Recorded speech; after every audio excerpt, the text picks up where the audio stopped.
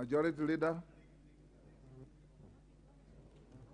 Thank you, Honorable Speaker, and I rise to support this petition by Madam Annette Mbogo, who the Deputy Leader of Majority tells me is from Kilifi County, and a very good scholar and lawyer. Honorable Speaker, in support of this petition, she avers, Honorable Speaker, that she has, or her organization has made efforts to have this matter addressed through the filing of a constitutional petition asking the Attorney General of the Republic of Kenya to request His Excellency the President to form a judicial commission of inquiry to look into the rampant cases of enforced disappearances, and the same has not been fruitful. Honorable Speaker, I do not know whether the chair of this committee is in the House, but probably this should be among the recommendations that the committee should come up with, that we do institute a commission of inquiry to get to the root cause of why people are forced to disappear.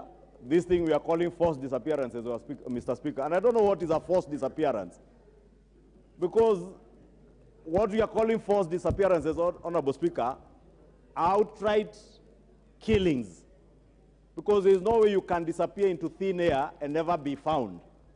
Honorable Speaker, I also have cases in my constituency. A son to Mzee Mishuki, who is my very good friend, who just disappeared into thin air. And as the petitioner avers in this petition, Honorable Speaker, in most of these cases, these are people who are allegedly arrested by people who claim to be policemen. And let us be fair, Honorable Speaker, and honest to ourselves. It is not just people who claim to be policemen. It has been actually policemen who have been abducting people in this country and killing them in broad daylight.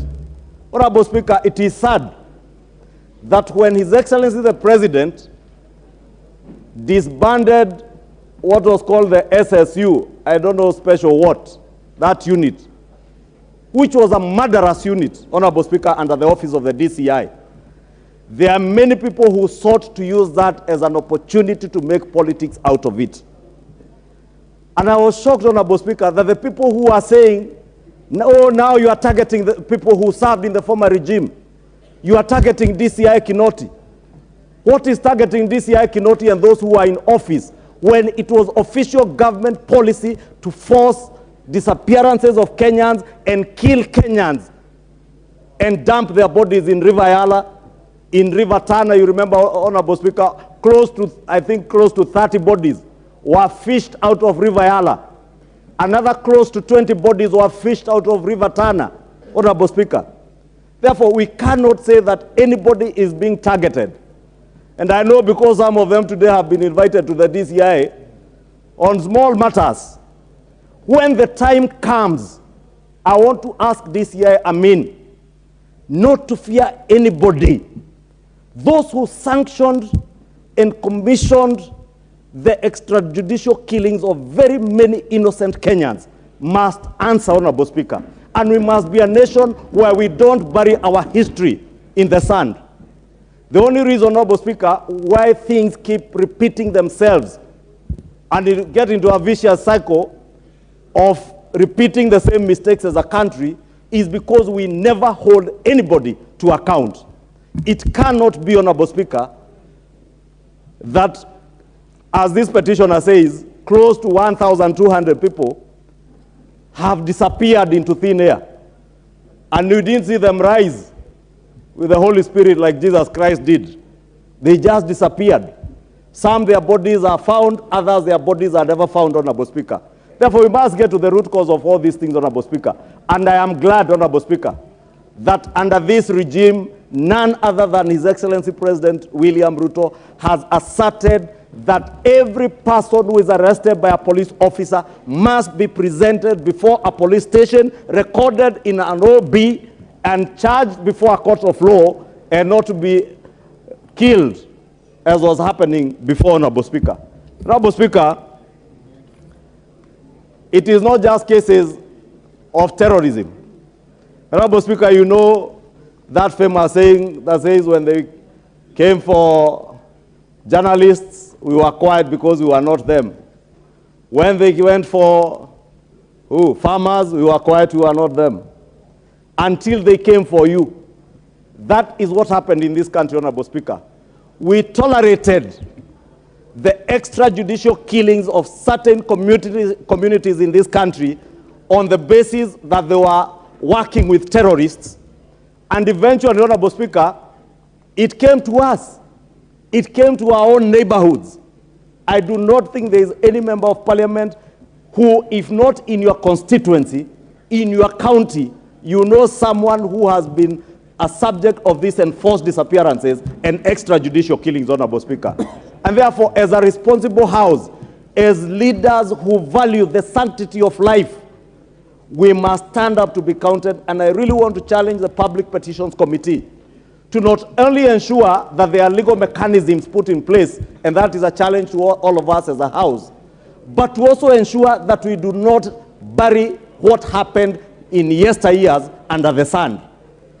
Whether it is DCI Kinoti, who was in charge of DCI, whether it is Fred Matiang'i, who was the minister in charge, or whether it is the ultimate authority where the buck stopped the office of the president, people who must be held to account for the extrajudicial killings of Kenya must and should be held to account. And this House must rise to the occasion to ensure that that happens by recommending a commission of inquiry. Order majority, yes. Honorable TJ Kajwang. Okay. Give the Honorable Mr. TJ. Speaker, the member for Kikuyu, as he was speaking very well, but I do not know at what point he became, he changed from being member of Kikuyu to being the majority leader. Because then when he became a majority leader, he assumed certain things that should not happen on this floor. Mr. Speaker, he has been mentioning names, whereas I don't hold brief for anybody, anywhere, however mentioned. But our standing orders and the Constitution itself is clear that no one would be mentioned adversely without giving him a hearing or without his presence.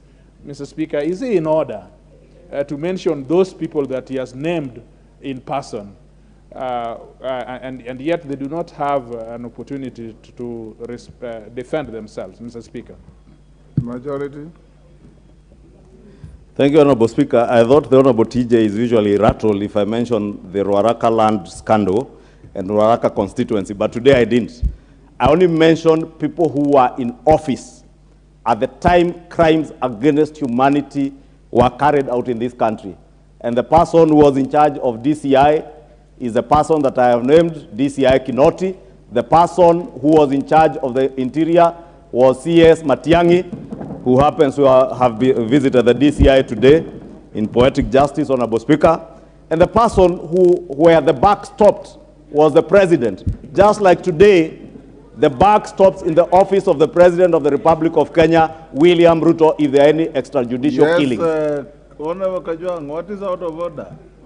He has not adversely mentioned anybody. He simply said they were in office and they were. Not what he said, Mr. Speaker. Mr. Speaker, yes, maybe you may want, when you retire, to look at the Hansard. Yes. What he is saying is even making it worse. Mr. Speaker, I don't want to play politics with this. And we must never play politics with people who do not have a right to respond. All I said, all that the majority leader mentioned before he recasted his speech was that these persons should be investigated by some agencies. Now, for them to be investigated, it is an adverse finding which, in his opinion, he thinks that these people are somehow. Should he mention it as a matter of order, Mr. Speaker? I'm just asking, is it in order to mention people without giving them an opportunity to be heard? Isn't that simple, Mr. Speaker? I hear you, Honorable Kajwang. Yeah. What I heard, and we'll check the Hansard, is that DCI was headed by Kinoti, which is fact. Interior Minister was Matiang'i, which was fact. And the head of state is fact. If he goes beyond that, I'll stop him.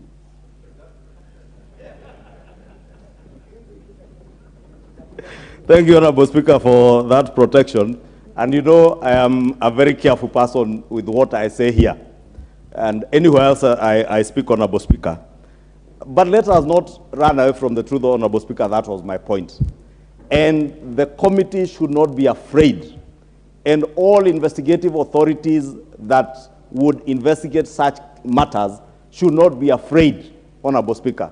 Because I was saying, if we do not deal with our past, Honorable Speaker, nothing stops other regimes, even in the future, from carrying out such extrajudicial killings, unless, Honorable Speaker, people are held to account. Honorable Speaker, you know where we came from before the elections? Many of us lived under extreme fear and threats to life, Honorable Speaker. I vividly recall, Honorable Speaker, when, not Honorable, my good friend, Dennis Itumbi, was abducted just before Christmas of 2021. Honorable Speaker, the people who abducted Dennis Itumbi were actually police officers. And it took us not less than 6 hours to even get information from other officers who gave us information that indeed Dennis Itumbi was in the hands of a murderer's code within the police, and specifically the agency that was then under DCI, Kinoti, Honorable Speaker. Therefore, Honorable Speaker, I'm only saying this committee should do this country a great honor in recommending that we institute a commission of inquiry such that, Honorable Speaker, it will be known the families of hundreds of Kenyans who have disappeared and they have never seen their bodies. Let them know, Honorable Speaker, what happened to their children and their family members. Hundreds of Kenyans, Honorable Speaker. Today, I was watching when I had the member for Buri speak about Mbijiwe. And I read the story of Mbijiwe, I think, this Sunday in one of the dailies, Honorable Speaker, that the manner in which he disappeared, Honorable Speaker, leaves a lot of questions and there are pointers as to who would have been responsible for their disappearance. And the case of Mbijiwe, the case of young Mishuki from my constituency, and many other Kenyans are similar, Honorable Speaker.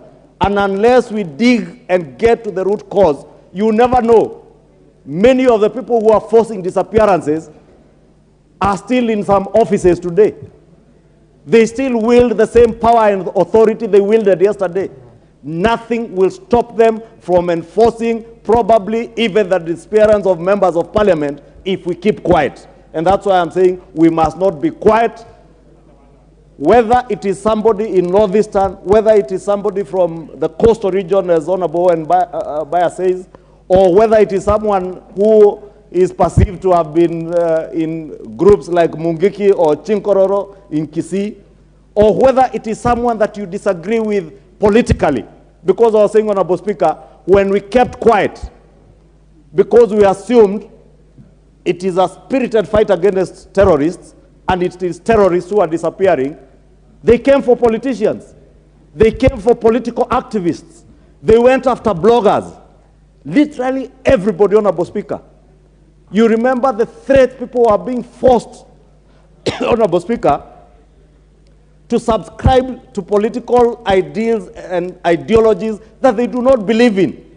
But out of fear, Honorable Speaker, it is a fact. There are even people who are elected in parties they never desired to be in because they lived under extreme fear. They were not like Kimani Ichungwah, who had the audacity to challenge people and tell them that the worst they can do. And I have said it, Honorable Speaker, I said it in an interview in one of the media houses, Honorable Speaker, in a recorded interview. And that particular media house, because of bias, and I have seen the attack they have leveled against my compatriot, the Honorable Aaron Cheriot, when he speaks about a biased media and cartels in the media houses, because they exist. And nobody is fighting media. We all want a free and objective media. And there is absolutely nothing wrong, Honorable Speaker, with even the media being biased. The media can be biased, but just be kind enough and tell Kenyans where you stand and what political leanings you subscribe to. It is not a secret, Honorable Speaker, that in America everybody knew that Fox News was with the Republicans and was supporting the former President Donald Trump. Many people knew CNN was supporting the Democrats, Honorable Speaker. So that you give Kenyans the latitude of choice to know, if I switch to this station, I will not be influenced by a media that pretends to be objective, but they are very subjective and biased. I was saying, Honorable Speaker, because I said in one of the media stations in an interview that at one point the commander-in-chief called me and threatened me. And I told him that the worst he could do was to kill me, but I would not change my position and my stand politically because of a fear of death. And I would never change my position on what I truly believe in, Honorable Speaker. And I say it here because those media houses, because they are biased, they could not even carry that interview. The entire interview, Honorable Speaker, was cancelled. And therefore, Honorable Speaker, let us not be fearful. Let us stand up for what is right and just. Life is sacred. Life is God-given, and no man has authority and power, however powerful they think they are, to take away another man's life, as happened, especially in the last 4 years, Honorable Speaker. It is sad, and we must never see our country degenerate again to the level it degenerated under the handshake regime of before August 8, 2022. With that, Honorable Speaker, I really want to beg, and Honorable Speaker, forgive me because this is very emotional for me. I really want to beg the chair of this committee and members of the Public Petitions Committee not to treat this petition as any other petition. Let us take it with the weight it deserves. If we truly believe in God, if we truly believe in the sanctity of life, and that God is the only giver and taker of life, not governments, not presidents, not cabinet secretaries, not Inspector General of Police, not police corporals, nobody other than God should have the will and the power to give and take away life. Honorable Speaker, I submit. Thank you. The last one on these petitions, the member for Kamkunji. Give him the mic. Thank you, Mr. Speaker, for giving this opportunity to me to speak on supporting the petition by our sister on judicial killings and disappearances. And I want to echo the feelings expressed by other members of Parliament. And I speak as a member of